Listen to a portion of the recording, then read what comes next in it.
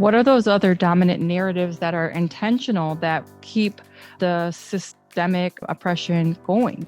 Yeah, I think they all have a common theme of entitlement and worth and value. I mean, you think back to the welfare queen stereotype that emerged in 1976 during Ronald Reagan's first run for president, where welfare to that point had been seen as an important social safety net. Like it does now, it overwhelmingly benefited whites because there's more white people than there is anybody else in the country. That's always been the case, right? But for people who didn't think there should be a social safety net, for people who thought work harder, we shouldn't have social safety nets. One good way to get public opinion, largely white public opinion, because again, especially in the 1970s, the vast majority of America was white, not so much anymore, of course. To get them against it, what do? You racialize it.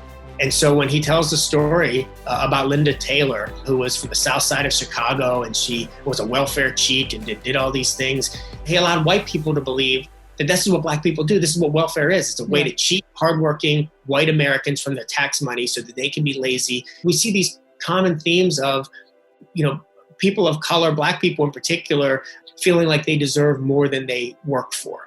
Right? It's not just laziness. That's there too. The black people are lazy. That's a stereotype. But it's not just that they're lazy. The stereotype is that they're lazy and they expect other people to take care of them. They feel entitled to that.